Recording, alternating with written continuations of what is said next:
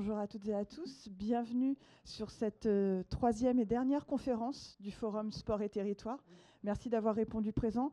Pour ceux qui ont suivi nos premières conférences, je suis désolée, ça va être une petite redite, mais au moins vous l'aurez bien imprégné au bout d'un moment. Pour ceux qui ne nous connaissent pas encore, donc Sport et Territoire est un réseau qui a plus d'une trentaine d'années maintenant et qui rassemble essentiellement des techniciens, des experts et des opérationnels de tous les secteurs d'activité qui œuvrent dans le milieu du sport. Donc que ce soit les collectivités, des représentants de l'État, des universitaires, des représentants d'organismes de formation, des représentants du secteur économique, bien sûr, du mouvement sportif, de certaines fédérations, des clubs omnisports, etc. notamment.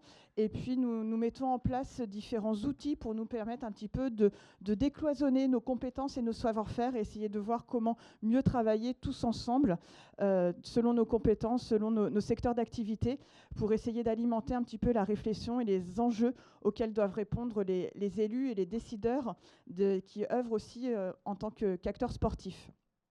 Alors nous organisons différents outils comme ce forum Sport et Territoire à l'occasion du Salon des sports et parasports que nous avons voulu cette année autour justement de la place du sport dans les politiques publiques. Donc vaste sujet. Nous avons principalement abordé sur les premières conférences l'après Paris 2024, avec toutes les conséquences qu'il y a pu y avoir sur le repositionnement du sport, notamment certes le sport compétitif à l'occasion des Jeux, mais surtout le sport, l'externalisation positive du sport, le socio-sport, l'activité physique à des fins de santé, etc. Et puis pour cette dernière conférence, on vous laisse projeter un petit peu plus loin, se projeter vers les prochaines échéances olympiques, parce qu'on a cette chance-là en France, et parler justement de comment organiser au mieux, comment prolonger un petit peu tout le rêve olympique autour des Alpes 2030. Donc je vais passer la main à mes collègues, donc Jacques Vergne, qui est mon vice-président sur Sport et Territoire, Emmanuel Husson, et puis Thomas Vermorel, qui est membre du bureau de la NESTAPS, puisque Sport et Territoire a signé hier une convention de partenariat avec la NESTAPS, et donc les étudiants en STAPS vont travailler avec nous sur la construction et l'animation de ces conférences. Bonne conférence à tous, je vous passe la main. Très bien. Écoutez, bonjour à tous. Donc vous voyez donc le titre de cette conférence, Alpes 2030. Alors on se projette, on sort à peine des Jeux Olympiques 2024, que déjà on se projette sur 2030. Et donc l'enjeu qu'on a identifié et sur lequel on est amené à travailler dès maintenant, c'est le fait de comment associer l'ensemble du territoire national sur des Jeux Olympiques d'hiver. Donc il y a beaucoup d'initiatives qui pourront être prises. On va essayer de développer tout ça aujourd'hui. Pour cela, donc on a 4 intervenants. Yann, toi, c'est dans la deuxième séquence, mais c'est pas grave. On fait deux séquences d'intervention. La première séquence, donc, on aura dans l'ordre des intervenants Élie Patrijon, donc directeur Impact, Héritage, Durabilité, donc au comité d'organisation des Jeux olympiques et paralympiques Alpes françaises 2030. Nous aurons ensuite Nicolas Gerbeau, donc le patron de ce partenaire. Merci d'être là. Vincent G, donc je ne sais pas si on le présente vraiment, mais donc il est directeur général de France Montagne et puis bien sûr champion olympique. Donc merci Vincent d'être là. Et Marie-Noëlle Fleury, donc de l'ANDES, vice-présidente de l'Association nationale des élus au sport, voilà, la mobilisation des collectivités nous paraît être extrêmement importante. Alors voilà, donc ce qu'on vous pose donc une présentation de chacun des intervenants et ensuite une question-réponse là qui sera animée par Thomas. Voilà. Élie, on te donne la parole pour démarrer cette conférence. Merci. Merci beaucoup Jacques, bonjour à chacune et chacun d'entre vous. Effectivement, je m'appelle Élie et je fais partie du comité d'organisation des Jeux. Je connais la quasi-totalité d'entre vous ici, donc je ne vais pas présenter ni ce qu'est le comité, ni d'où je viens très précisément. M'excusez pour mon retard, je arrive de Lyon ce matin, il neige aujourd'hui, Vincent, alors un peu plus dans le nord que dans le sud, pardon Jacques, mais je crois que la réalité des prévisions du week-end est assez favorable aux stations du Nord et on s'engage effectivement dans la dernière saison qui va précéder les Jeux de Milan-Cortina 2026 et on est à 5 saisons de la nôtre, en tout cas à 4,5 de la nôtre, Et ça commence à aller vite, cette dimension, même si on est tout récent, on est tout jeune. Se souvenir que le comité d'organisation, il a été créé seulement cette année, en février, puis qu'en vérité, ces équipes se sont constituées très principalement dans le courant de l'été et à la rentrée. Donc on est vraiment tout tendre, tout jeune encore, et ça va m'amener à une forme de discours de la méthode autour de l'embarquement des territoires, de comment est-ce qu'on agrège autour des jeux et comment est-ce qu'on fait en la matière, parce que c'est un peu ça le sujet qui nous rassemble ce matin. Les jeux, vous connaissez, puisque les jeux, on vient de les organiser. Et donc, on a un pays acculturé aux jeux, on a un pays qui sait ce que c'est que les jeux. On a un pays qui vient de vivre cette expérience des jeux et qui a peut-être très envie de revivre cette histoire.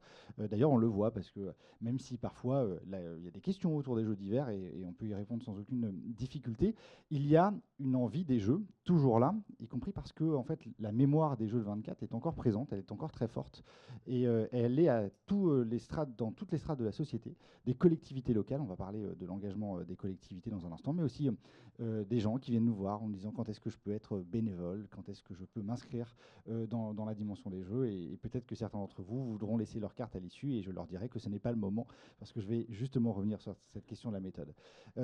Les jeux, c'est une formidable aventure collective, c'est une mobilisation des ressources d'un pays donné, quoi qu'il arrive.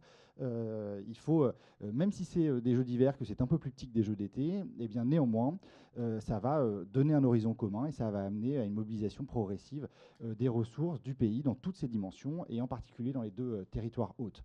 Évidemment, et je le disais à l'instant, vous vous souvenez de Paris 2024, et donc immédiatement, dans la vie de cette organisation, on nous adresse des sujets qui est comment est-ce qu'on se met à bord de l'aventure. Il va falloir y aller progressivement, parce que souvenez-vous, la question des bénévoles, et je vais revenir aussi tout à l'heure sur la question du relais de la flamme, la question du bénévole, c'est 11 mois avant les Jeux de Paris 2024. 11 mois. Et ça nous ramène aussi à la question du calendrier de ce qui s'est passé. Terre de Jeux, l'envolée de Terre de Jeux, on va y revenir aussi dans un instant, c'était 3 ans avant, c'est post-Covid, c'est 2021, et ça se relance à Montpellier, et évidemment l'idée elle arrive avant, mais l'ampleur que prend Terre de Jeux, c'est 3 ans avant. Le relais de la flamme, n'en parlons pas. Les débats autour du relais de la flamme, qui étaient nombreux, qui nous ont beaucoup animés à l'époque, eux ils ont duré jusqu'au 7 mai 2024, date de veille de l'arrivée de la flamme à Marseille. Et donc tout ça pour vous dire qu'on est quand même dans une phase de construction et qu'on va y aller progressivement, et qu'il va aussi nous falloir une forme d'indulgence de l'ensemble des acteurs qui sont autour de nous pour qu'on puisse construire les programmes les plus adaptés d'association des territoires dans cette aventure singulière des jeux d'hiver. C'est pas tout à fait la même chose que les jeux d'été, c'est pas les jeux de la capitale, c'est des jeux de territoire, alpins, singuliers, qui ont une identité, qui ont des dynamiques propres, qui réfléchissent à leur avenir, qui sont confrontés aussi à des problématiques propres. Donc il faut prendre en compte cette dimension. Ce sont des jeux d'hiver aussi, et donc ce sont des jeux qui ne se situent pas avec les mêmes sports, avec les mêmes dynamiques sportives. Bref, il faut intégrer toute cette dimension-là, et puis c'est des jeux qui vont coûter aussi beaucoup moins cher, et qui ont aussi une forme de sobriété environnementale, bien sûr, budgétaire également, donc des jeux qui ne vont pas pouvoir tout faire. Et donc, à travers ce prisme de discours de la méthode, il faut en revenir à qu'est-ce qu'on va pouvoir faire et quand on va pouvoir le faire. Qu'est-ce qu'on va pouvoir faire? C'est évidemment reprendre les ingrédients qui ont fonctionné, parce que ceux qui ont fonctionné là, on nous les adresse tout le temps, et donc par définition, c'est qu'ils sont partagés de manière globale. On va relancer une dynamique d'association des collectivités territoriales, qui s'appellera peut-être Terre de Jeux. Je ne veux pas préempter le truc, parce qu'on va réfléchir avec les acteurs. Bientôt là, on va... pour ceux qui sont concernés, dans les semaines qui viennent, recevoir quelques invitations pour qu'on réfléchisse à ça, mais avoir une dynamique où on s'associe avec les collectivités territoriales et on les met à bord avec un sujet devant nous, qui est celui de savoir si on distingue les territoires de montagne versus les autres territoires, et si on a deux logiques, deux approches, ou si on a une approche un peu unitaire. Mais ça, c'est ce qui est devant nous, mais on va le faire en termes d'objectifs, c'est-à-dire que c'est aujourd'hui dans notre feuille de route. Le deuxième aspect de cette modalité d'association avec les collectivités, c'est comment est-ce qu'on fait pour qu'on donne du corps à Terre de Jeux et on donne des éléments. Ça, c'est pas simple, parce que je vous disais que le comité d'organisation lui-même n'est pas un comité d'organisation particulièrement gras en moyens financiers. Et ça, vous l'avez aussi beaucoup entendu. Et que partant de là, il va nous falloir inventer des modalités d'exercice de Terre de Jeux qui sont des modalités un peu différentes, très vraisemblablement, de ce qu'on a connu sur Paris 2024. Il faut qu'on ait des partenaires au sens partenaires institutionnels avec nous, travailler à essayer de faire converger autour de ce label, de cette dynamique d'association des collectivités territoriales, des éléments un peu plus concrets qui nous permettent de donner du corps, notamment en phase avant événement. Quand c'est l'événement, quand c'est des questions de billetterie populaire, tout ça, la machine se nourrit elle-même, il n'y a pas besoin de carburant pour qu'elle avance. Par contre, avant, il en faut un petit peu. Ça, c'était le premier point. Le deuxième point sur l'association des territoires sur le plan national, c'est la question du sport de plein air. Parce que si on parle de jeux d'hiver, on parle aussi de jeux qui sont à l'extérieur. Et des jeux qui sont à l'extérieur, c'est aussi une capacité à évoquer comment est-ce qu'on fait du sport dans la nature, comment est-ce qu'on fait du sport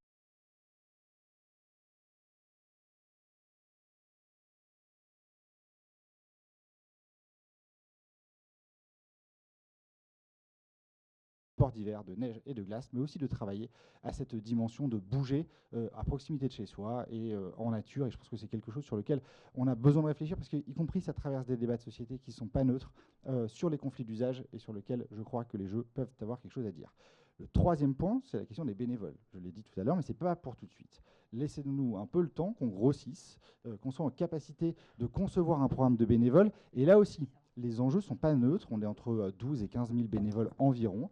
Et 12 ou 15 000 bénévoles, il y a évidemment un prisme que les territoires qui vont accueillir les jeux doivent d'abord bénéficier de ça. Et ça me paraît quelque chose de légitime, largement partagé.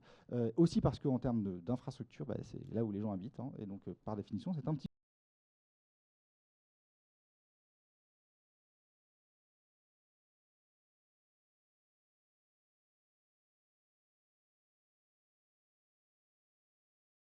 de la flamme. Mais là, il va vraiment falloir attendre.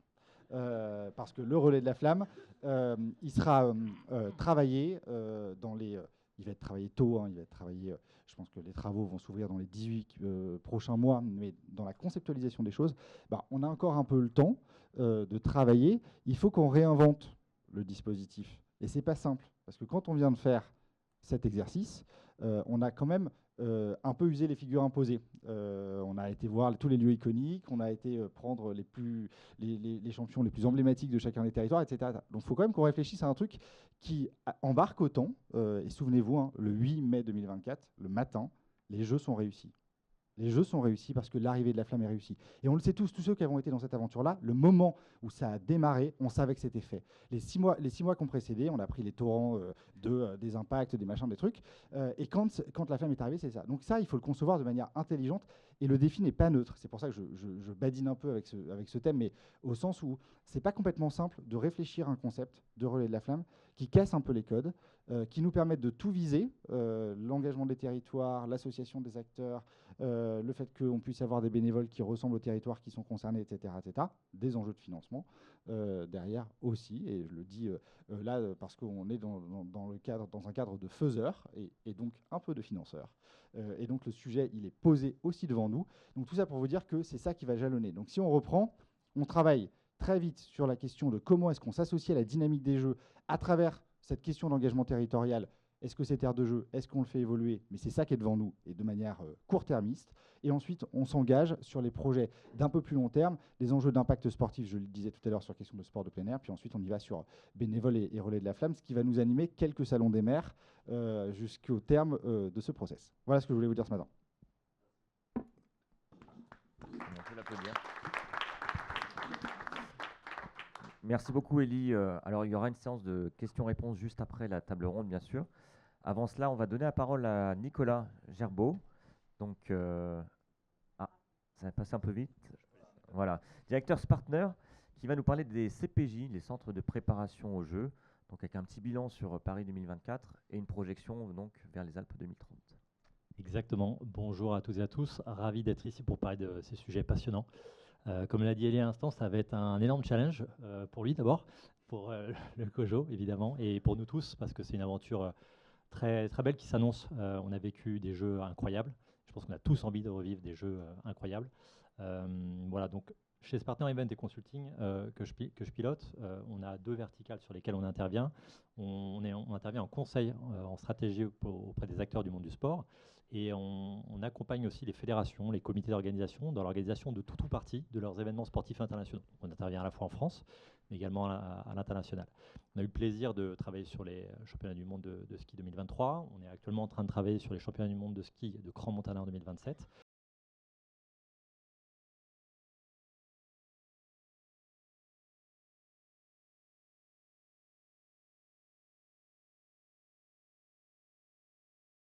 CPJ, puisque c'est un sujet qui nous a beaucoup intéressés, puisqu'on accompagne les collectivités territoriales sur leurs problématiques de politique sportive, mais aussi d'attractivité territoriale. Donc je veux bien qu'on passe à la slide suivante, parce que je vous ai prévu, alors pas celle-ci, mais celle suivante.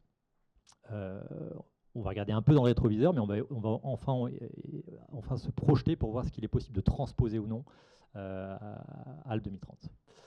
Alors, juste pour un petit rappel, le COJO a une idée assez incroyable qui était de fédérer et d'embarquer les centres sportifs, les territoires, pour qu'on ait des centres de préparation au jeu qui soient tous référencés dans un catalogue, préalablement en ayant un label, pour qu'on puisse proposer ces centres de préparation au jeu à la terre entière, au CNO, au CNP, aux fédérations internationales. Donc sur le papier, c'était effectivement quelque chose d'incroyable. Et ce qu'il faut retenir, c'est qu'on a eu 1000 centres de préparation au jeu qui ont été labellisés. Alors 1000, c'est beaucoup. Et c'est ce qui a un petit peu aiguisé notre curiosité et notre méfiance aussi par rapport à tout ça. Pourquoi ? Parce que Partner Event et Consulting, historiquement, dans ses métiers historiques, avait l'habitude d'organiser des stages de préparation depuis plus de 20 ans pour des fédérations qui venaient en France principalement. Donc on commercialisait des centres sportifs en France, mais également en Europe et à l'international.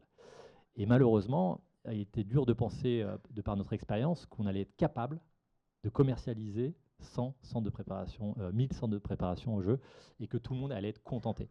Donc tout de suite, notre rôle, ça a été d'aller parler à ces collectivités, de leur proposer un accompagnant de par notre expérience de plus de 20 ans, encore une fois, dans l'administration de ces centres de préparation, qui n'étaient pas des centres de préparation, des centres sportifs.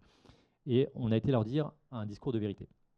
Alors ce discours de vérité, c'était de leur dire tout d'abord, très bien, vous êtes dans ce catalogue, mais ce n'est pas parce que vous êtes dans ce catalogue que vous allez avoir du monde.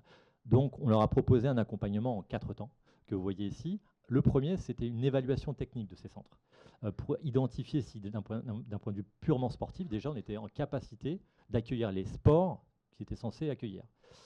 Donc on a creusé un petit peu ces sujets. Et très rapidement, on a coupé certains d'entre eux, on a été très pragmatique, on a mis les formes, hein, mais on leur a dit, malheureusement, à certains directeurs des sports, vous n'aurez personne chez vous, ici.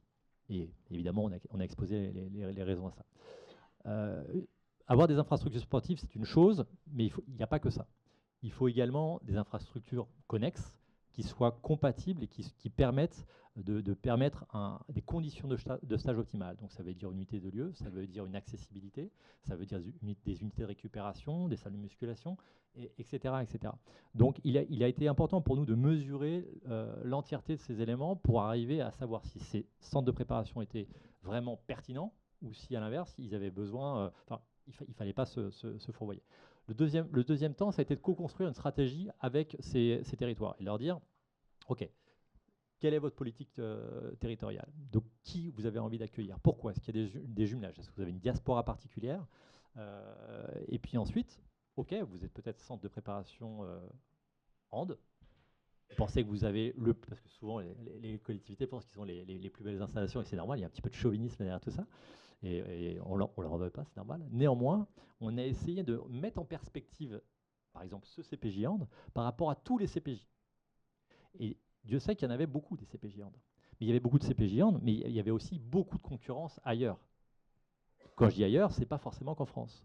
Ça peut être en Espagne, ça peut être en Allemagne, ça peut être en Slovénie, en Hongrie. Et à l'échelle d'un pays comme les États-Unis, l'Australie ou bien d'autres, la Hongrie ou même la Slovénie, qui sont dotés d'installations sportives de grande qualité, c'est comme si c'était le même pays. Donc il fallait aussi arriver à positionner ces centres de préparation en ayant en tête vraiment l'entièreté des concurrents qui allaient se positionner, qui allaient lever la main. Voilà. Donc ça, c'était le deuxième temps. Et donc, sorti de ça, le livrable, c'était d'établir une feuille de route de commercialisation adressée à tous ces territoires.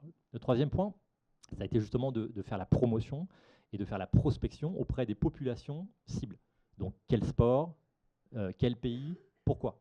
Est-ce qu'on sera en capacité d'avoir les États-Unis natation? Non, peut-être pas. Est-ce qu'il faut qu'on aille sur un rang numéro 2? Oui. Comment on fait pour les toucher? Et de par nos métiers historiques, on a été capable d'aller interroger notre réseau et ensuite d'aller packager, commercialiser ces centres de préparation au jeu. Et enfin, parce qu'on a essayé de pas trop mal travailler, on a proposé notre soutien pour l'accueil de toutes ces populations en période de stage, que ce soit des stages vraiment préparatoires, à distance vraiment des jeux, ou en stage final, qu'on appelle, ou en stage d'acclimatation. Donc le résumé, il y a un chiffre que j'ai voulu mettre en lumière, c'est celui que vous voyez en bas à gauche, c'est que sur les 1000 centres de préparation au jeu, seulement 22% ont été dotés. Donc forcément, il y a eu de la déception. Il y a eu des administrés aussi qui ont été dans des situations peut-être compliquées. Et très rapidement, avec beaucoup de pragmatisme, notre rôle, c'était aussi de les aiguiller par rapport à ça. Je veux bien qu'on passe à la slide suivante pour qu'on voit un petit peu le rendu. Donc on a eu la chance d'accueillir beaucoup de délégations. On a accompagné donc 14 collectivités territoriales de régions, départements, métropoles, villes. Et on a organisé en tout et pour tout plus de 100 stages pour 68 délégations différentes. Et vous voyez donc la carte en atteste, on a un petit peu tout, c'est ça qui était vraiment superbe. À la fois des grosses nations, voilà, comme l'Australie de natation par exemple, qu'on a mis en stage à Chartres, à plusieurs reprises d'ailleurs, qui sont venus 2 ans consécutivement. Mais également des pays un petit peu plus confidentiels, dans des disciplines un peu plus surprenantes, et surtout qu'on a réussi à déposer dans des collectivités qui étaient pas forcément prédisposées à les accueillir. Je pense notamment à l'Angola Handball, qu'on a réussi à mettre à Chaumont, voilà, qui était plutôt un CPJ volet, mais suite à notre diagnostic, on a identifié qu'il pouvait aussi accueillir du handball. Pour autant, il n'était pas labellisé handball. Finalement, l'Angola s'est retrouvé là-bas à jouer des matchs amicaux. D'ailleurs, je fais un petit parallèle, une petite parenthèse que j'ouvre, un point clé, et on pourra aussi faire le parallèle avec les sports d'opposition des sports de glace. Les oppositions sont des éléments déterminants dans la capacité d'une délégation internationale à venir. Les installations sportives, c'est une chose. Ce qui va jouer, c'est évidemment le prix, la qualité, mais peut-être et avant tout, pour ces sports d'opposition, les matchs amicaux, les tournois qu'ils vont avoir en face. Sinon, quelque part, ils ont les mêmes installations sportives peut-être chez eux, dans leurs centres nationaux. Donc tout ça, c'était important pour nous aussi d'évaluer. Je veux bien qu'on passe à la slide suivante, parce qu'une fois qu'on a dit ça, l'objectif, c'est de se projeter, de se transposer ça à 2030. Alors 2030, forcément, c'est différent. C'est différent. On connaît tous le contexte de la montagne, on connaît tous le contexte des restrictions budgétaires. Et évidemment, il faut obligatoirement intégrer les CPJ dans une stratégie globale territoriale. Il ne s'agit pas d'être là pour de l'opportunisme et de voir les CPJ comme « allez, on va avoir une équipe nationale chez nous, ok, et après ». Ce n'est pas ça qu'on veut. On sait très bien que les collectivités ont ce devoir d'exemplarité et de maîtriser leur budget. Donc, ça, c'est le premier point. Le deuxième point, c'est se dire que les Jeux 2030, ce n'est pas les Jeux de Paris 2024. Ça ne va pas toucher les mêmes territoires. Forcément, ce sont des sports d'hiver, donc les centres de préparation ne sont pas forcément praticables toute l'année, dans des conditions, on va dire, réelles de la pratique. En tout cas, je pense notamment au sport de neige. C'est moins vrai pour la partie glace. On va avoir forcément aussi une concurrence étrangère très forte. Pourquoi? Parce que on partage les Alpes, on n'est pas les seuls dans les Alpes. Donc on a nos amis italiens, on a nos amis suisses, on a nos amis autrichiens qui disposent également de très très belles installations sportives. Donc de la même manière, ne soyons pas autocentrés et raisonnons global pour arriver à proposer des installations sportives qui soient les plus qualitatives auprès de toutes les fédérations, les CNO, les CNP.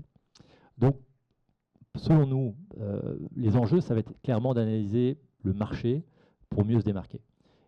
Et si potentiellement les collectivités, et si les offices du tourisme, et si les stations ne sont pas capables, enfin en tout cas ne cochent pas les cases suffisantes, et ben c'est pas grave. Il faut, entre guillemets, faire preuve de responsabilité et se dire, ok, c'est pas grave. Peut-être qu'on a d'autres choses à faire dans le cadre de ces jeux. Elie en a parlé tout à l'heure. On a plein d'autres possibilités d'activation. Il faut rester raisonnable dans l'approche qui est la nôtre. Ensuite, s'appuyer sur l'expertise d'acteurs qui sont spécialisés. Évidemment, l'expertise ski, l'expertise glace, et l'expertise des gens qui commercialisent aussi ces centres à l'année. Je pense à Tignes notamment, qui sont habitués aussi à accueillir des stages, et tout un tas d'autres centres sportifs qui sont basés aussi de ce côté-là, ont des habitudes. Donc il faut forcément s'appuyer sur eux, s'appuyer plus largement sur le territoire et sur les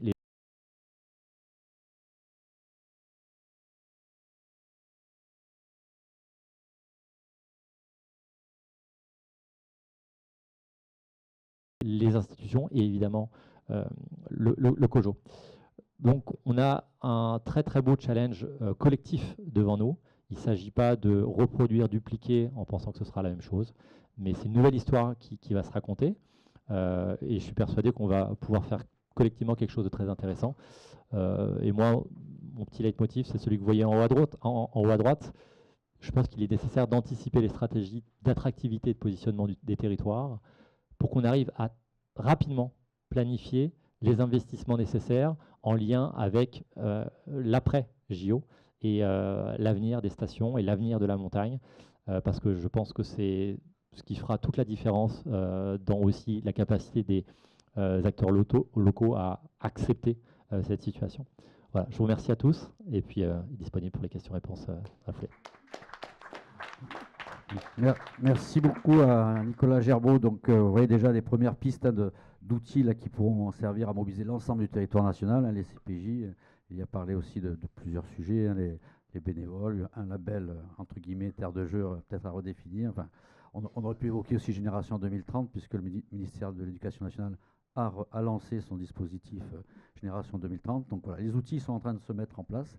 Après, les jeux, c'est également des enjeux environnementaux, des enjeux touristiques, etc., qui sont assez forts. Ce qui n'était peut-être pas tout à fait le même cas sur Paris, sur la montagne. Voilà, on est sur des enjeux qui sont forts et ça va me permettre donc d'introduire l'intervention de France Montagne, alors qui non seulement déjà regroupe les acteurs des 5 massifs nationaux, mais sur des volets aussi au-delà du sport. Donc voilà, donc c'est intéressant d'avoir ce témoignage-là. Merci Jacques. Bonjour à toutes et à tous. En quelques mots, vous présentez France Montagne. France Montagne, c'est une structure qui a été créée en 2010 par 3 membres fondateurs, 3 piliers de l'économie de la montagne. Les Pulls Rouges, le syndicat national des moniteurs d'un côté, les maires de stations de montagne à travers la NMSM, et puis les exploitants de remontées mécaniques avec la NMSM. Aujourd'hui, France Montagne, c'est un collectif qui fédère et qui anime les territoires de montagne, qui représente pas loin de 200 membres. Je vois l'Union Sport et Cycle qui est présent aussi à nos côtés depuis de longues dates, mais d'autres acteurs, déjà d'une partie institutionnelle, avec les collectivités, les départements, les régions, les 3 régions, puisqu'on va de Bourgogne-Franche-Comté, Aura, et puis Auvergne-Rhône-Alpes, pardon, on ne dit pas Aura, et région Sud. Et puis après, les massifs comme les Pyrénées, les Vosges, l'Auvergne. Et puis d'autres acteurs privés comme Airbnb, puisqu'ils ont rejoint la cordée hier justement, les collectivités Sherpa aussi, la coopérative Sherpa, les guides de montagne, je vois les AMM prochainement, normalement parce qu'on a des discussions avec votre présidente. Donc France Montagne a cette partie de fédérer et d'unir les acteurs et de créer du lien entre les acteurs. On sera en complément, on n'a pas vocation à prendre le rôle d'Eli ou du COJO. Nous, on sera marque blanche et on sera à leur côté pour pouvoir faire en sorte et animer ces labels et ces dispositifs. On est présent dans toutes les stations et toutes les stations sont au conseil d'administration de France Montagne. Donc on a un accès direct avec eux et on sera cette courroie de transmission, bien entendu. Courroie de transmission qui sera importante parce qu'on a parlé de fédérés, de collectifs, mais en 2026, en mars 2026, et je crois que les élus aujourd'hui sont bien placés pour le savoir, il va y avoir des élections municipales. Et donc les discussions engagées, potentiellement il faudra repartir d'une page blanche pour reconstruire et appliquer la feuille de route du COJO. Et donc, en étant présent dans cet écosystème, on pourra échanger plus rapidement et venir en appui et en soutien du COJO, de ce partenaire et d'autres acteurs qui seront missionnés pour déployer ces territoires. France Montagne, c'est bien, on est association, on est sur l'ensemble des massifs français, on n'est pas que Savoie, Haute-Savoie, Isère, mais on va bien aussi chez nos amis pyrénéens et jusqu'au Mont d'Arrée, etc. Dès qu'il y a un bout de colline, on intervient, voilà, sans préjugés. Et on est neutre, ce qui nous permet également d'avoir la data de l'ensemble des acteurs et de pouvoir avoir des moyens d'action. On a aussi des moyens d'action à l'international, puisque France Montagne intervient sur le marché français, sur la famille, la jeunesse. Notre objectif, il est de rajeunir la clientèle ski, de travailler sur les clientèles futures.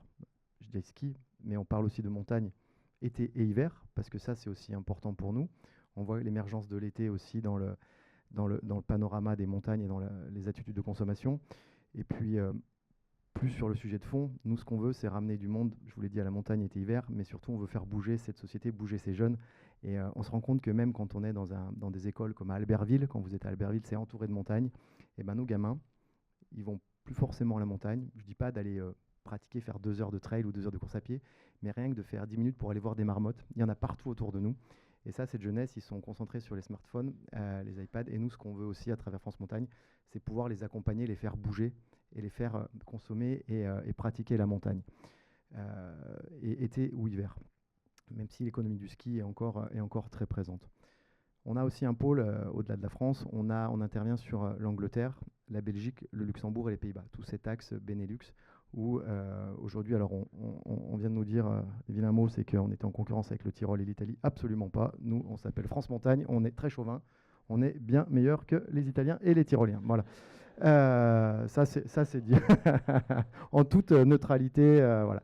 Non, c'était la boutade, bien sûr, que le Tyrol et l'Italie a des choses extraordinaires aussi, mais un peu moins bien que la France. Voilà, donc ça c'était pour les massifs français, et donc on interviendra là-dessus et pas du tout sur la partie compétition, organisation de compétition, sur la promotion, et on sera en relais bien entendu de COJO, parce qu'on est à fond derrière cette Olympiade.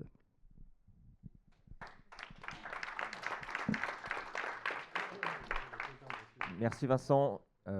Pour terminer cette première table ronde, on va donner la parole à Marie-Noëlle Fleury, qui est la vice-présidente de l'ANDES, l'Association nationale des élus en charge du sport, et notamment pour partager un peu la vision et la position de l'ANDES sur les Alpes 2030 et notamment les communes, un peu l'engagement des communes à venir et notamment hors secteur montagneux, et un peu les actions que l'ANDES souhaite mettre en place à l'occasion de ces prochains Jeux Olympiques. Merci, bonjour à tous.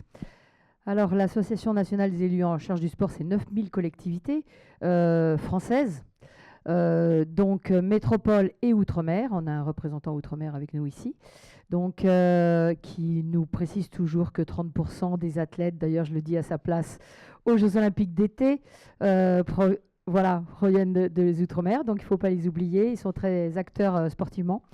Donc l'ensemble des territoires sont bien sûr très concernés. Vous imaginez les maires, les élus au sport, par ce qu'offre l'outdoor, la nature. On a besoin d'installations sportives, bien sûr, mais aussi ce respect et cette valorisation, et peut-être ce que pourra nous apporter dans ce défi, outre l'organisation elle-même des Jeux, d'un devenir à 10 ans, à 20 ans, de ce que seront notre montagne, la pratique. Voilà, on a quelque chose peut-être à réussir tous ensemble.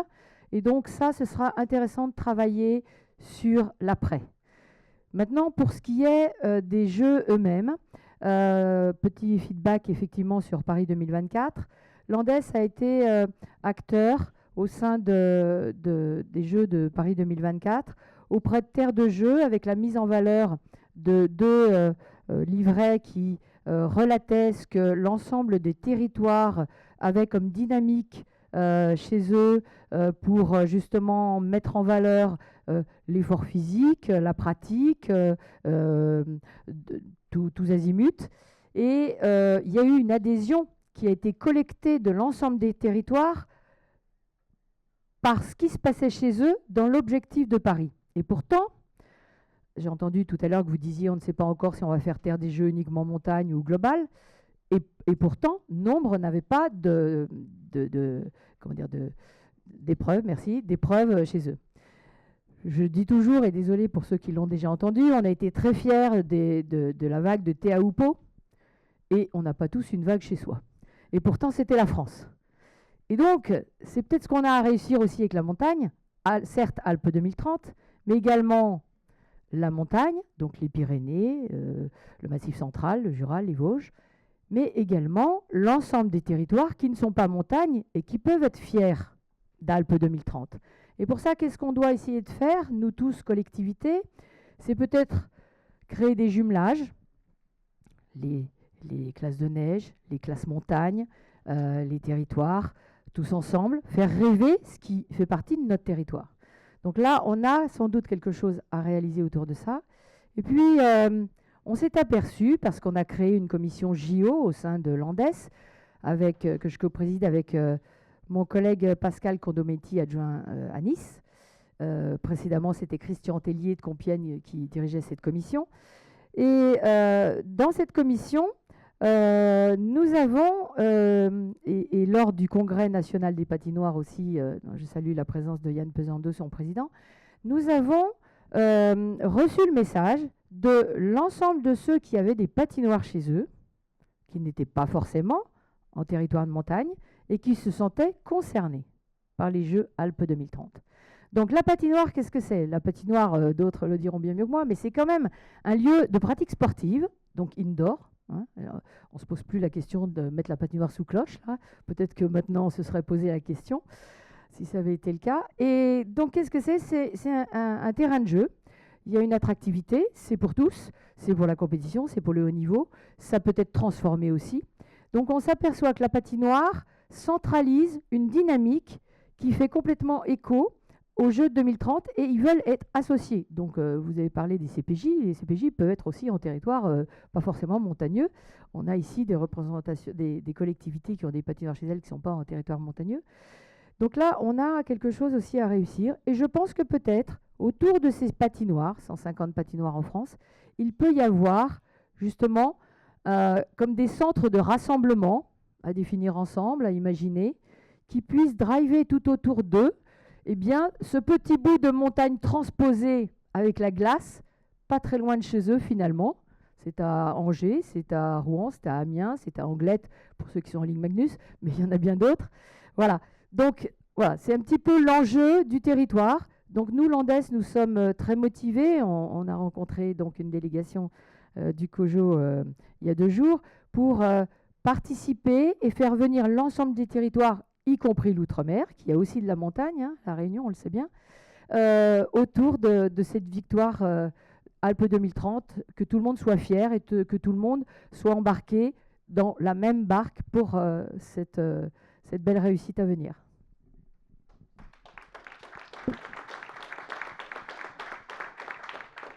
Merci beaucoup à tous les 4 pour vos interventions qui permettent vraiment d'avoir un point de vue global sur la situation et prendre en compte aussi tous les éléments qui vont nous permettre de s'embarquer tous ensemble dans les Jeux.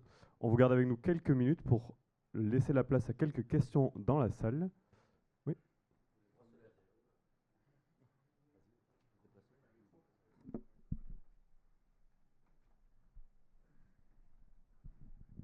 Oui, bonjour, Pierre-Maël Panier, conseiller expert sport-éducation à la direction des sports, ministère des Sports, de la Jeunesse et de la Vie associative. Merci pour cette initiative, hein, parce que les Jeux, c'est déjà demain. Elie dit effectivement, c'est un bon diesel, même si dans le thermique, on ne peut pas trop utiliser l'expression diesel, donc il faut qu'on fasse attention à trouver la bonne sémantique durable. Mais Elie, pour mémoire, hein, juste pour mémoire, le label Génération 2024 et les premières mesures, parce que vous vous rappelez, quand on était candidat, on a beaucoup réfléchi. Et M. Taubois qui a passé le cap à la fois de faire l'étude. Vous vous rappelez, à l'époque, on voulait faire les Jeux à Pelvoux. Donc Pelvoux, une superbe station. On voulait aller déjà à l'époque à Isola 2000, mais il a fallu expliquer à M. Estrosi que l'aller et le retour à Isola 2000, ça n'allait pas être possible. On allait avoir de la neige, mais peut-être aussi de la neige sur la route, comme toi ce matin, dans le train. Et qu'on n'allait pas faire, comme à Sochi, un train express pour aller à Isola 2000. Ça pouvait être l'idée, de Nice à Isola 2000, mais c'était pas soutenable chez nous.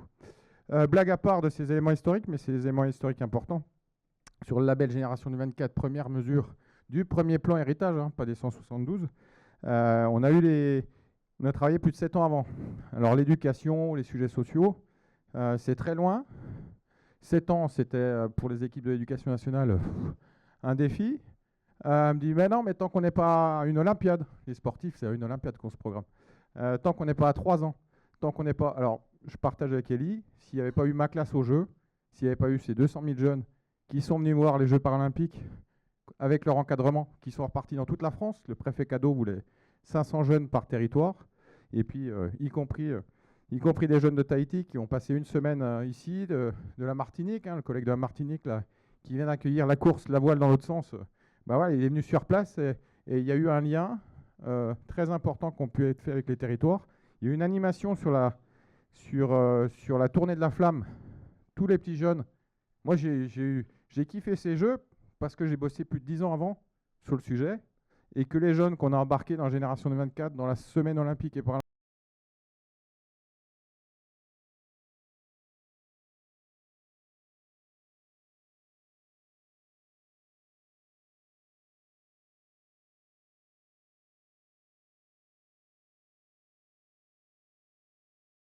et le bilan de ceux qui ont organisé la tournée, parce qu'on était dans une opération comme le Tour de France, au final assez grand public, on retrouve cette capitalisation des gens qu'on a mobilisés, tous les territoires qu'on a pu mobiliser.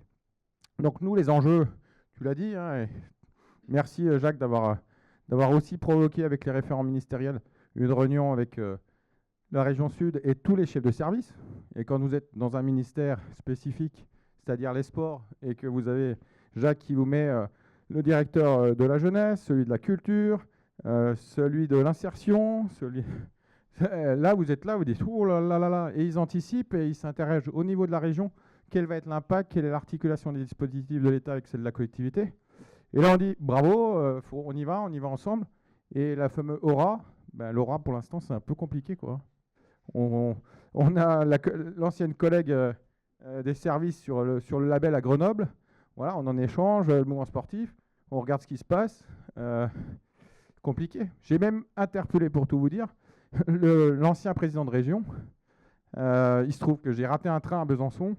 Je suis monté à Montbéliard-Belfort, je descends, et qui fait sa campagne, parce que vous savez, c'était la campagne interne chez Républicains, tout seul, qui arrive sur le quai, l'ancien président de région, et je lui dis, alors on en est où on fait quoi Je viens de demander à la FFSA qui vient d'accueillir ces Virtual Games pour être démonstrateur de s'inscrire dans le programme des Jeux paralympiques.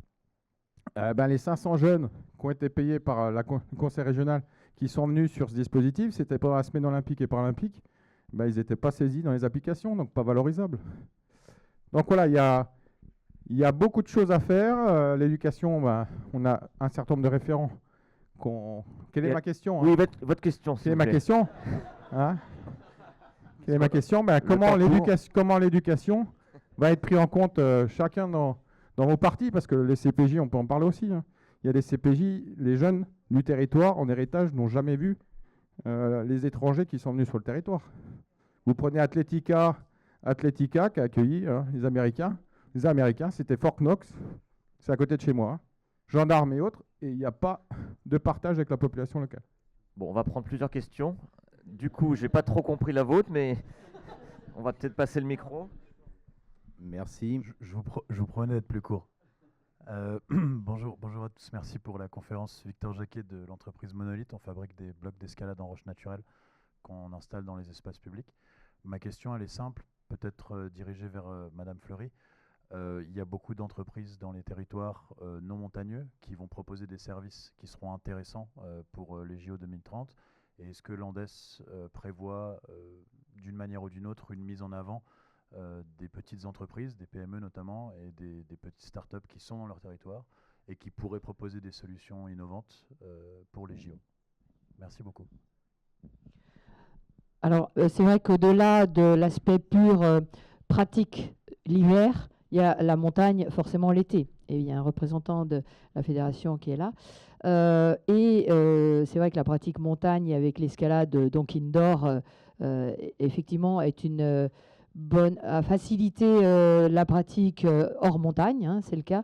Alors nous-mêmes, Andes, nous organisons chaque année un congrès avec nombre d'entreprises qui postulent pour faire partie du salon. Donc le plus simple, c'est celui-ci. Comme ça, vous êtes au contact direct de l'ensemble des adhérents qui viennent lors de ce salon. Donc je vous conseille de vous mettre en rapport avec l'Andes. On vous dit lorsqu'il y a le salon, et là, vous avez le contact immédiat. Voilà. Alors, bonjour à tous, Olivier Faure. Marie-Noël a volé mon introduction favorite, mais c'est pas grave, je la remercie parce qu'au moins elle a attiré l'attention sur les départements d'outre-mer qui effectivement ont a priori pas grand-chose à voir avec Alpes 2030. Et pourtant, suite à l'implication qui a été celle des départements d'outre-mer dans tout ce qui a été la préparation des Jeux Olympiques de 2024, l'engouement qui a été le territoire, je crois qu'il y a effectivement certainement des choses à faire. Et je pensais à une proposition qui pourrait aller dans le sens de l'évolution des sports de montagne, puisqu'on va être confronté, et on l'est déjà, à ce réchauffement climatique et peut-être à une évolution des sports d'hiver qu'on pourrait peut-être prendre en compte et qui permettrait très certainement de pouvoir associer au moins les sportifs réunionnais et ultramarins, puisque la plupart de nos territoires ultramarins tropicaux, en tout cas, sont des territoires de montagne et qu'ils sont extrêmement prisés pour tout ce qui est activité sportive de nature. Je pensais à une épreuve toute bête qui est pour l'instant prisée et pratiquée, mais qui n'est pas une discipline olympique et qui pourrait peut-être faire, à l'occasion de ces Jeux, un exemple de ce qui se fait régulièrement dans les Jeux, c'est-à-dire des épreuves de présentation qui ne sont pas encore des sports olympiques, mais qui pourraient le devenir. Et je pensais à ce titre au kilomètre vertical. Donc je ne sais pas si c'est des choses qui pourraient s'envisager, mais ça coûterait certainement pas très cher, pour reprendre ce que disait Élie, et ça permettrait très certainement de pouvoir préparer et mettre dans la dynamique tout un tas de sportifs qui existent dans tout ce qui est raid de montagne, etc. Donc voilà, je pense une idée à réfléchir, et je pars aussi sur ce que disait Marie-Noël, donc ça c'est un peu normal, c'est ma casquette Andes aussi. Tout le travail qui peut se faire avec l'ensemble de nos régions hexagonales, qui ne sont pas directement concernées, mais tout le travail qui peut se faire dans les écoles, dans les collèges, au niveau de nos associations, et qui pourrait très certainement aussi à terme avoir de belles retombées pour le tourisme au niveau de la montagne, et même aussi pour des futures pratiques de sport d'hiver.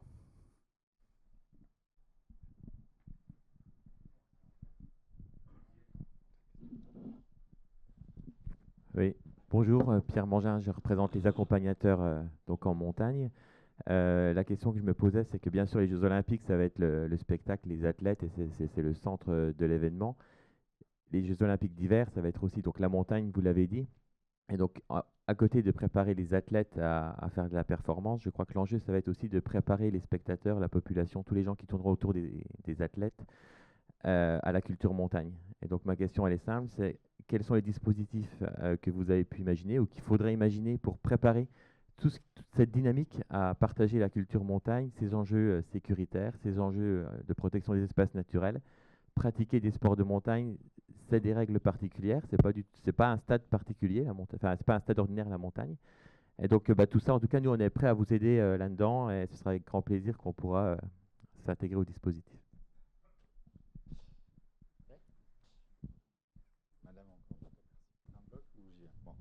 J'y vais.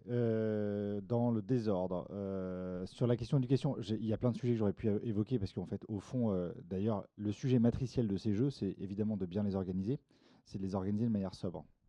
Et donc, toute la question de la sensibilisation au milieu dans lequel on est, et comment est-ce qu'on pratique des sports d'hiver dans ce milieu-là, et comment est-ce qu'on agit dans ce milieu-là, et quand même dans notre agenda de manière permanente, systémique,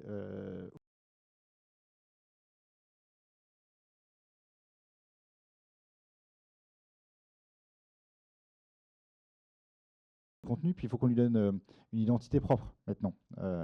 Et je vous vois me filmer, donc je fais attention à ce que je dis, mais autour notamment, peut-être mais prenez votre temps, les emblèmes ne sont pas là. Et oui, mais souvenez-vous de l'histoire des Jeux. Oui, on sera plus performant, c'est bien l'objectif. Non, simplement de se dire que, à mon avis, le sujet majeur, il est évidemment de continuer à faire ce qui se fait de bien, semaine olympique, tout ça.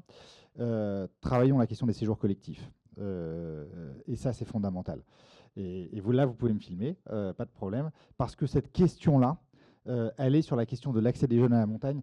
C'est 3 fois moins de gamins qui skient à Albertville, hein, ce que disait Vincent tout à l'heure, par rapport à 92. Il se passe quelque chose. Il se passe quelque chose sur la sédentarité, sur la distanciation par rapport au milieu dans lequel on vit. Donc on a un vrai point sur ce sujet à adresser de manière groupée et collective, avec une force d'inertie dont on connaît la puissance, et donc il faut effectivement qu'on s'y mette assez rapidement. Premier point.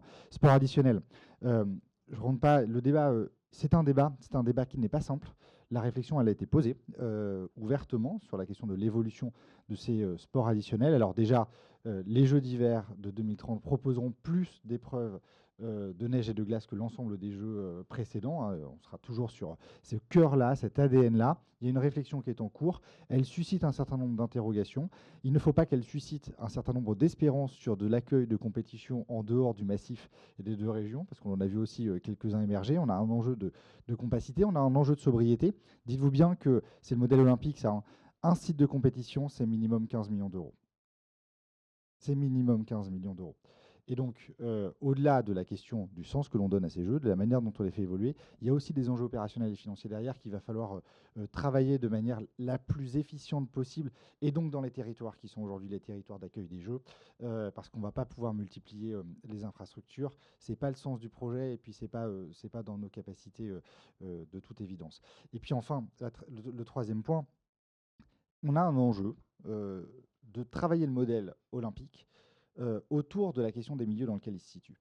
Si on prend la question du bénévolat, si on prend la question de la présentation des sports, qui est un élément, quand vous arrivez dans un site de compétition, on vous présente le sport que vous allez avoir.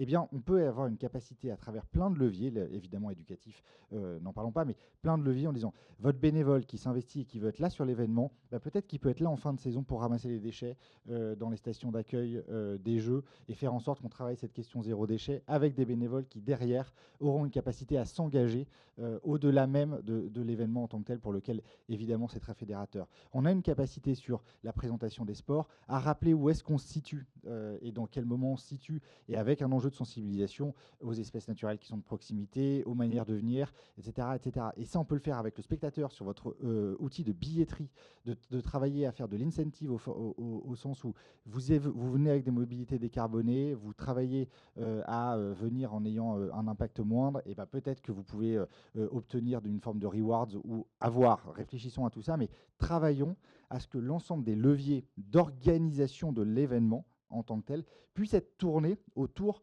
aussi de cette question-là, en gardant évidemment la question des sports au cœur, parce que c'est quand même l'ADN des Jeux, hein. Il ne faut jamais se tromper de ce qu'on fait aussi. On organise un événement sportif. À travers ça, on adresse les autres sujets. Le premier point, c'est que ça reste avant tout un événement sportif.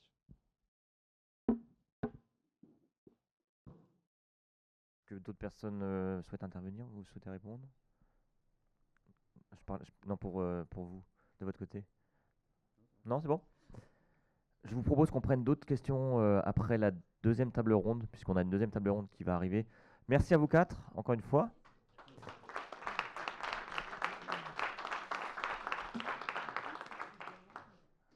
Alors, pour cette deuxième table ronde, on va se projeter un peu vers des illustrations. Je vais appeler Eric Labourex, Gaël Rastou et Yann Pessando à venir s'asseoir.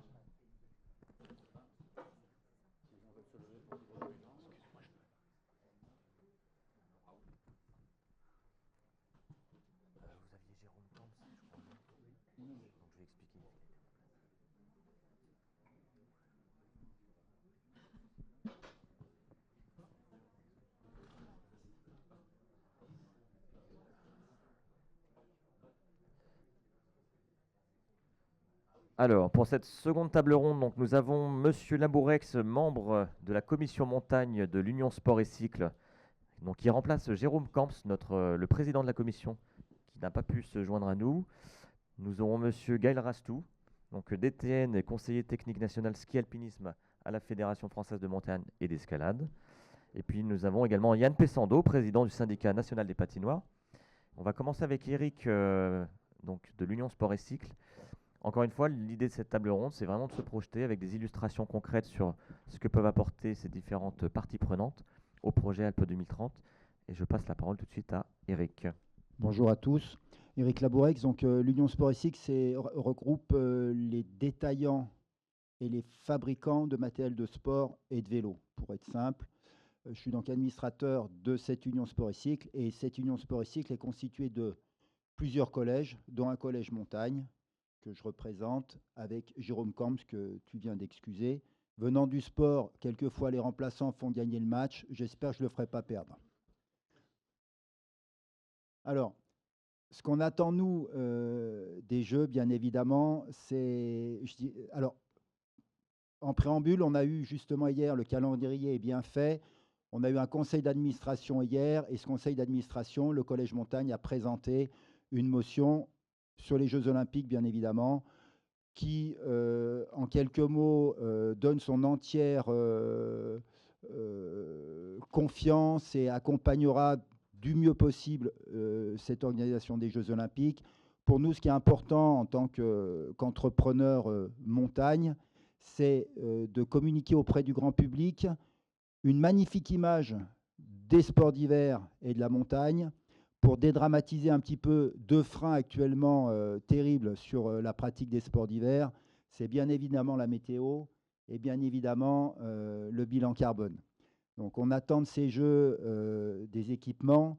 Ces équipements, c'est par exemple des transports valléens ou d'autres. On attend de ces Jeux des images avec de la neige et de la pratique du ski, susciter l'envie. Voilà, je ne veux pas être non plus trop long. Je crois que tout à l'heure, il y a eu des questions. Pour moi, ce qui est le plus important, c'est effectivement qu'il y ait des questions et que je puisse y répondre.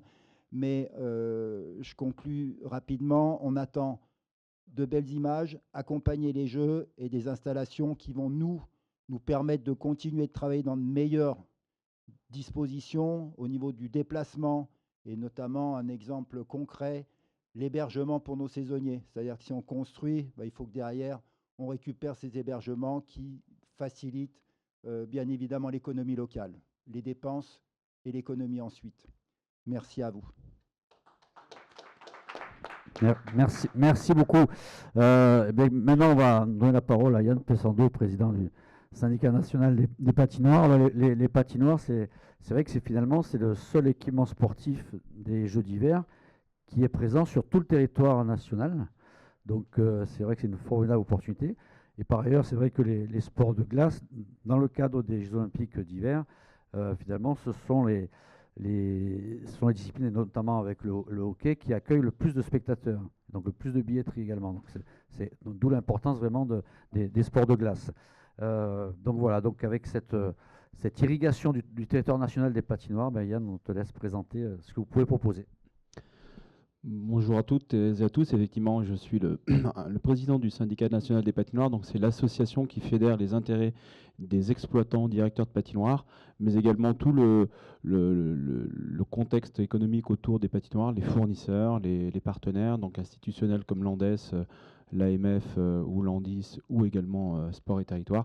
Donc, en fait, nous sommes exploitants de patinoires. Je suis exploitant d'une patinoire anciennement olympique à Méribel. Tout à l'heure, il y avait une très belle photo de la piste olympique du Roc de Fer qui a servi pour les championnats du monde, évidemment en 2023.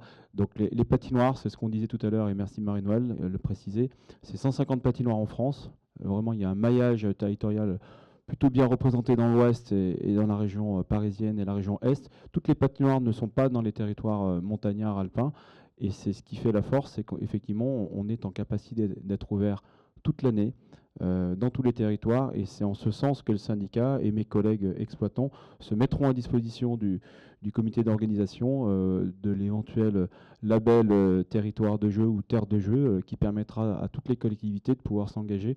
Je vois mon collègue qui prend une photo, le directeur de la patinoire d'Angers, qui est une des plus grandes patinoires de France, qui héberge un énorme club de Ligue Magnus qui est actuellement au top niveau du championnat français. Et ces équipements-là qui ont une double piste, qui ont des capacités d'accueil en réceptif et en termes de logistique sur les vestiaires, seront en capacité d'accueillir des équipes en stage ou des athlètes de haut niveau en patinage artistique. Évidemment, nous, on est dans un contexte particulier d'obligation de sobriété énergétique, parce qu'effectivement, ce sont des équipements qui utilisent des énergies et qu'il est nécessaire de renouveler, de rénover. On est dans cette dynamique et on espère également, sur cette période des 4-5 ans à venir, de pouvoir rénover le plus d'équipements possible pour en faire des équipements les plus vertueux possibles et permettre d'accueillir un afflux massif de pratiquants chez nous, parce que c'est déjà le cas. On est déjà dans des équipements qui sont saturés, qui sont déjà surfréquentés. Et il va falloir qu'on soit bon pour pouvoir trouver de la place, trouver de la glace pour tout le monde et garantir toujours cette partie éducative pour les enfants, parce qu'on a une grosse population d'enfants qui viennent découvrir la glace et la glisse chez nous. Donc il va falloir qu'on soit malin dans la programmation des temps de glace pour pouvoir redonner de la place à tout le monde, et pas que pour le sport de haut niveau. Mais les Jeux, c'est le sport de haut niveau, c'est ce qui a été dit tout à l'heure, c'est le sport au centre des préoccupations. Et on sera présent, en tout cas en accompagnement également sur la collectivité de Nice pour les patinoires qui seront éphémères pour le temps des Jeux, mais aussi pour la future très très belle patinoire qui sera, à mon sens, une des plus belles d'Europe et en termes d'innovation, qui va être construite à Nice. Et là, nous, on sera effectivement partie prenante en conseil pour aider à l'exploitation et à la mise en route de l'équipement. Voilà un petit peu le positionnement du syndicat. En tout cas, on remercie encore Landes pour tout l'accompagnement qu'on a pu avoir sur la rédaction d'un guide patinoire qui a été rédigé avec la collaboration d'EDF pour aider les élus locaux à comprendre comment fonctionne ce type d'équipement et comment on peut encore améliorer les ouvertures de ces équipements toute l'année. Merci à tous. Merci Yann. Merci Yann. Donc après ces deux syndicats, on va passer la parole tout de suite à Gaël, donc Fédération française de montagne d'escalade. On va parler des enjeux d'éco-responsabilité notamment, nouvelles disciplines. Et Gaël, je te laisse la parole. Merci, bonjour à tous et toutes. Quelques enjeux et quelques points de méthode aussi pour la Fédération française de montagne et d'escalade. Donc la Fédération a la particularité d'avoir 3 sports olympiques. L'escalade qui était déjà présent depuis les Jeux de Tokyo, la para-escalade qui va rentrer aux Jeux paralympiques de Los Angeles, et le ski alpinisme qui va rentrer dans l'arène olympique aux Jeux de Cortina et Milano, avec des épreuves de vitesse. Le projet de la fédération, et en étroite collaboration à la fois avec le COJOP, c'est de porter bien évidemment le ski alpinisme encore une fois au JO de 2030 et y ajouter la volonté de l'ensemble des acteurs, en espérant qu'elle soit validée par le CIO, c'est d'y ajouter effectivement l'épreuve individuelle qui est l'épreuve reine du ski alpinisme.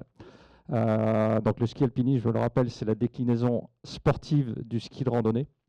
Et à travers effectivement l'ajout de cette discipline, c'est d'allier toutes les valeurs qui nous rattachent à la montagne et toute la symbolique qui nous rattache à la montagne et à la préservation de ce milieu.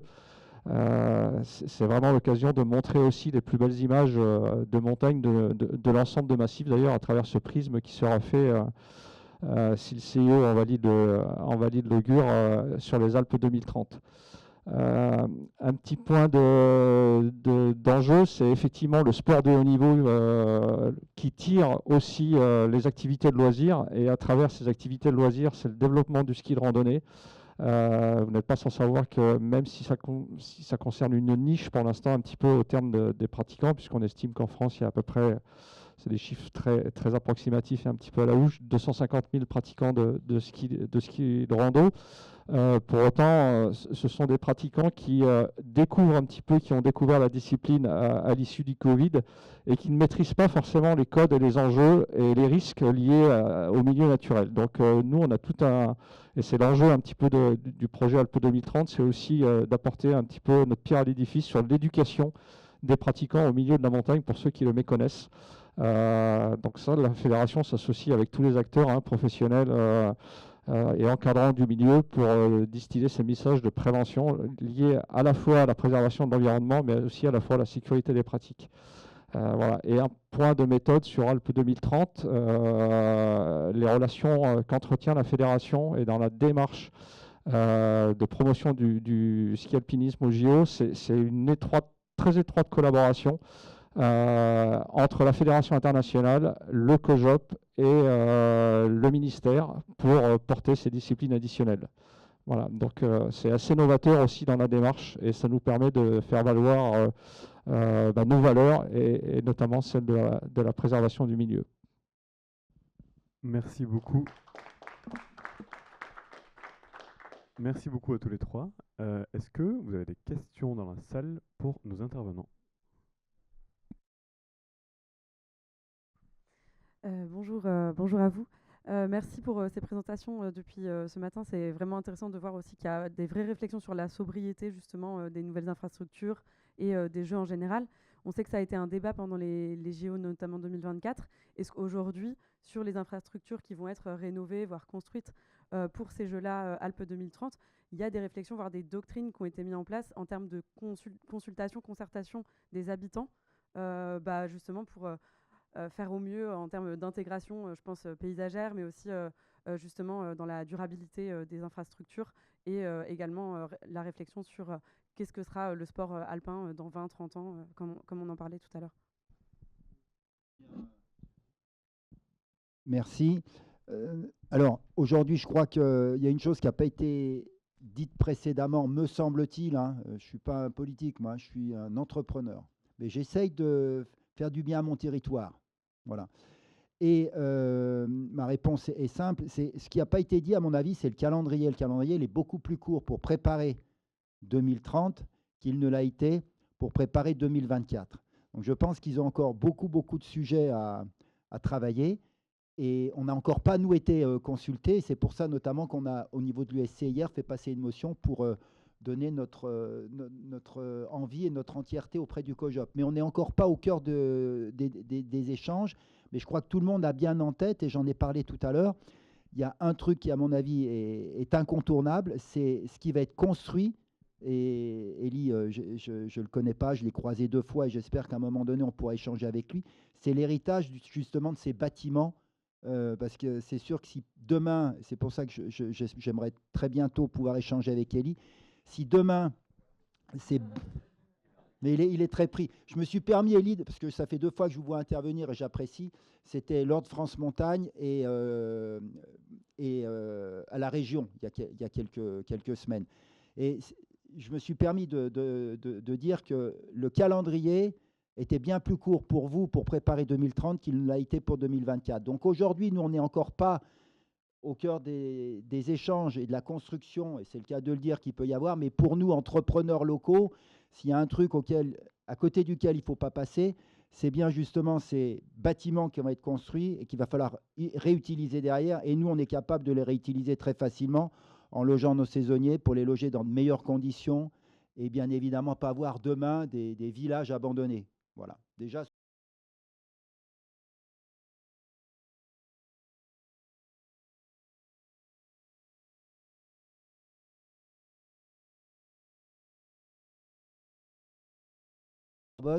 Donc il est clair que le transport valléen est aussi un sujet pour nous essentiel et qui doit être utilisé après, mais à 200 millions de %. Donc nous, on est dans les starting blocks pour vite être au cœur des échanges avec le COJOP. Voilà. Merci beaucoup. Je voudrais apporter des compléments aussi par rapport à cette question effectivement très importante. On ne l'a pas évoqué là, mais donc il y a aussi la Solideo, qui est la société de livraison des ouvrages olympiques, qui est en fait un établissement public d'État qui construit tous les ouvrages qui restent après les Jeux. Donc tout ce qui est en dur et qui reste après les Jeux. Et ils ont des objectifs très élevés en matière environnementale, mais aussi en matière d'inclusion sociale. Voilà, donc ils ont des objectifs qui sont chiffrés. C'est pour ça qu'on a très bon espoir d'avoir des infrastructures qui seront livrées à des niveaux de performance et notamment environnementale très élevés. Merci pour votre question.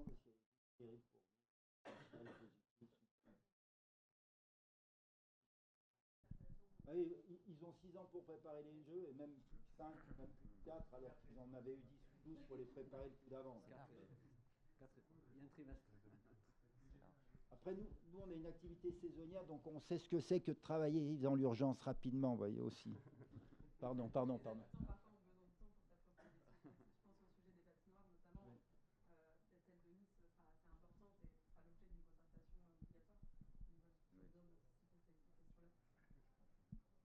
Je vais répondre parce qu'on parle de patinoire, mais vite fait, mais effectivement, je rejoins ce que tu as dit. On n'est pas encore dans une dynamique de travail collaboratif de manière très précise avec les organisateurs, parce qu'effectivement, ils viennent de se mettre en place. Nous, on est là, on fonctionne toute l'année. Il faut savoir que nos équipements dépendent de certaines normes, de réglementation européenne, et de toute manière, à l'échéance de 2030, on a des choses à faire, nous, qu'il y ait des jeux ou pas, pour rénover nos bâtiments, pour améliorer notre impact carbone. Donc de toute manière, on est dans la dynamique au niveau national pour que ces équipements soient moins consommateurs d'énergie, mieux isolés. Donc il y a du gros travail. Sur Méribel, on attaque un chantier dans 2 ans assez important pour rénover le complexe olympique. On n'a pas attendu la décision d'avoir les Jeux pour le faire. Mais en tout cas, voilà, tout est teinté de cette dimension de préservation de l'environnement, quelle qu'en soit l'implantation de la patinoire, qu'elle soit en vallée, dans les grandes métropoles ou en montagne. De toute manière, c'est inscrit, nous, dans notre ADN de gestion. Et on sera effectivement aux côtés des organisateurs et des parties prenantes dès que possible. En tout cas, on est présent aujourd'hui aussi pour ça. Raphaël Blanchard, adjoint au sport de la ville de Reims. Plusieurs questions en essayant d'être court. Une triviale pour commencer. Comment Reims sera associé à Alpes 2030 au regard de son intérêt nécessairement. Le lien est fait notamment avec Chamonix. Non, mais derrière le cas particulier de Reims, auquel on ne pense pas nécessairement quand on parle sport d'hiver et notamment des sports de glace, c'est le sujet des équipements. On a 3 patinoires à Reims, ça peut surprendre quelques personnes, et surtout un projet d'une patinoire à horizon 2030 qui se décale un petit peu, mais en tout cas qui reste dans cette perspective, et c'est le sujet de l'entretien, la rénovation, la maintenance de ces équipements et la création et donc la stratégie sur le territoire. Donc comment le SNP aujourd'hui reçoit un peu les éléments et éventuellement une stratégie de l'État sur les patinoires qui aujourd'hui malheureusement font face, et c'était évoqué dans la précédente question, à un regard assez basique, sport de glace, réchauffement climatique, dérèglement climatique, ça coûte très cher, il faut arrêter les patinoires. Je fais très basique pour être nécessairement provocateur. Ça, c'est ma première question. La deuxième, c'est comment, sur ces sports d'hiver, qu'ils soient de glace partillant, qui sont peut-être plus ouverts, mais sur l'ensemble, comment on peut concerner l'ensemble du scolaire? C'est un peu pour répondre ou compléter la question tout à l'heure du ministère. C'est est-ce qu'il y a déjà des réflexions aujourd'hui dans les fédérations, avec l'État, je l'espère, pour des programmes qui permettent de mettre en valeur, bien entendu le label Génération 2024, mais des programmes qui mettent en valeur les sports d'hiver, les sports de glace et éventuellement un lien, bien entendu, avec les sports de glisse, parce qu'on sait que l'un va avec l'autre dans un grand nombre de ces villes, et peut-être une ouverture, est-ce que c'est pas le lien avec le savoir rouler dans nos territoires, dont on sait qu'il peut se réaliser par le vélo, mais peut-être par d'autres disciplines dans la notion des mobilités, nouvelles mobilités. Plusieurs questions de la part de Raphaël. Bon, on se connaît bien, il participe chaque année à notre congrès annuel des patinoires. Et donc, je vais répondre assez simplement. Il y a des éléments de réponse que je n'aurai pas parce qu'aujourd'hui, il n'y a pas de plan national au niveau des équipements. Donc, si la métropole de Reims souhaite investir effectivement dans un nouvel équipement pour rassembler les 3 aires de glace en un seul bâtiment, effectivement, ça rentre dans la bonne stratégie. Mais en tout cas, avec l'Andes et avec les élus qui portent le risque financier de la construction, de la rénovation des équipements, aujourd'hui, je le dis très sincèrement, on navigue à vue, on n'a pas de plan national. On fait parce qu'il faut faire, on arrive au bout de certaines réglementations. Et on n'a pas d'accompagnement global sur une stratégie de maillage territorial ou d'augmentation du nombre d'équipements sur le territoire national. Aujourd'hui, on a plutôt un maintien du nombre d'équipements, il n'y a pas plus de fermeture que d'ouverture. Donc déjà, on est très content de cet aspect-là, qu'on n'a pas une problématique de fuite en avant, de « oula mon Dieu, ça coûte trop cher, on ferme ces équipements-là ». Non, notre travail maintenant, il est de rassurer avec l'Andes, avec les élus, sur ce que coûte réellement ce type d'équipement, ce qu'il rapporte. Aujourd'hui, c'est 30 millions d'usagers qui passent par an dans nos équipements toute l'année, et c'est ce qui fait sa force, parce qu'il est polyvalent, parce qu'il est capable d'accueillir des scolaires. 1 heure après, on est capable d'accueillir des personnes à mobilité réduite. 2 heures après, on prépare un match de très haut niveau de hockey sur glace. Donc on a cette capacité à se revisiter constamment. Donc oui, s'il y a un plan équipement à un moment donné qui permet au territoire de mieux s'équiper et de remplir un peu les trous dans la raquette au niveau du territoire français, évidemment qu'on sera aux côtés des parties prenantes pour aider à ces rénovations-là. Et puis j'ai perdu ta deuxième question, Raphaël, sur la partie scolaire, mais j'ai répondu. Nous, on a beaucoup de temps affecté à l'éducatif, à la découverte. Donc le lien pédagogique roule-glisse, il est tout à fait entendable, il est très proche. Donc il y a des territoires qui n'ont pas la chance d'aller au ski, ils viennent à la patinoire. Voilà, ça fait partie de cette compétence qu'on peut nous apporter en tant qu'experts avec nos éducateurs en propre, parce que la plupart du temps, on a des éducateurs dans nos patinoires, un peu comme les MNS pour les piscines. Donc on sait faire.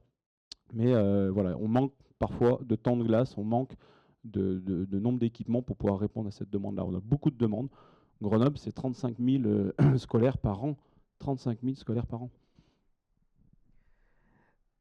Moi, je voulais juste compléter, si tu me le permets, Yann. Nous avons, avec EDF, en partenariat, Andes et EDF, et avec le grand appui du Syndicat national des patinoires, réalisé un ouvrage de support pour les collectivités qui veulent donc rénover, construire, etc., multiplier les activités au sein d'une patinoire que vous trouverez en mode, on va dire en concret sur notre stand au 71 ici au pavillon 6 et qui sera remis officiellement très prochainement à la ministre. Sinon, il est disponible mais pour les adhérents via notre site. Peut-être on peut encore laisser la place à quelques questions dans la salle. Oui.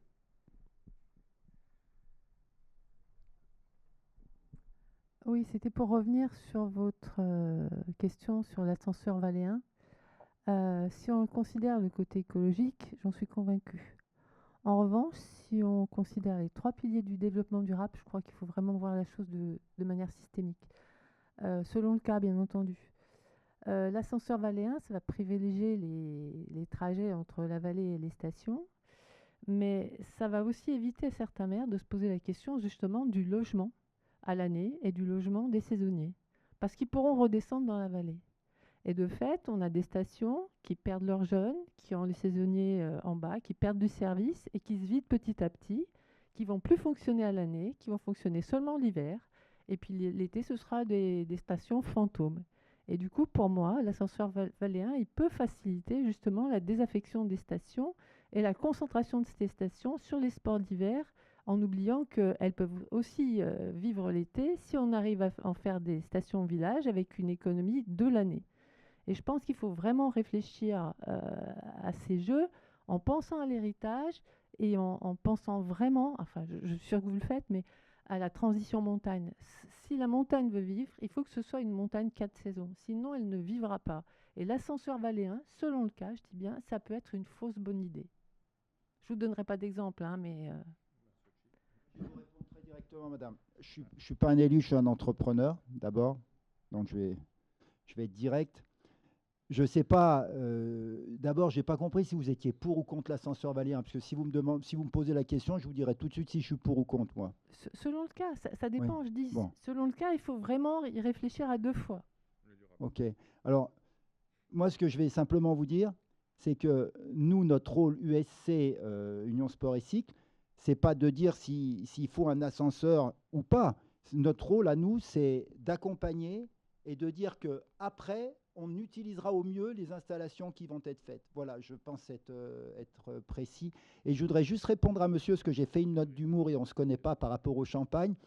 Je voulais simplement vous dire que pour moi, c'est au-delà d'être les Jeux Olympiques d'hiver ou de montagne et en Rhône-Alpes, c'est les Jeux Olympiques de la France. Donc si à un moment donné, il peut y avoir du ruissellement qui va aussi sur Reims, j'en suis très heureux. Et si ce n'est pas le champagne, ce sera déjà une façon de faire parler de Reims. Voilà, ce n'était pas pour autre chose. Mais pour moi, c'est les Jeux Olympiques de la France et il faut que tout le monde se porte mieux au travers de ces Jeux Olympiques et qu'on fasse parler de nous en magnifique. Voilà.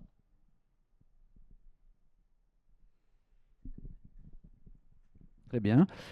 Je pense qu'on est arrivé là, à la fin de cette troisième conférence. Donc, merci beaucoup à tous les intervenants. Et puisque c'est la dernière conférence du Forum Sport et Territoire, je donne la parole à la présidente Stéphanie Lambré de Sport et Territoire pour conclure non seulement cette conférence, mais notre Forum Sport et Territoire. Ça y est, c'est la fin. Merci à toutes et à tous encore pour votre participation. Merci à tous les intervenants. Je voulais juste vous préciser ce que je n'ai pas fait au début, c'est que toutes nos conférences, que ce soit la table ronde de mardi après-midi avec la ministre, la conférence sur le sociosport, la conférence sur l'activité physique des agents publics et la conférence d'aujourd'hui sur les Alpes 2030 ont été captées. Donc merci pour notre partenariat avec Sportmag et avec David qui est au fond de la salle. Et donc on va les diffuser au fur et à mesure sur notre site internet. Voilà, vous avez toutes nos coordonnées ici. Et nous vous donnons rendez-vous dans nos prochaines échéances. N'hésitez pas à garder contact. Voilà, vous pouvez nous envoyer des petits courriels si vous voulez des infos sur nos activités et on reste à disposition. L'objectif, c'est vraiment qu'on puisse faire équipe et travailler ensemble sur les prochains enjeux du sport. Merci beaucoup, à bientôt.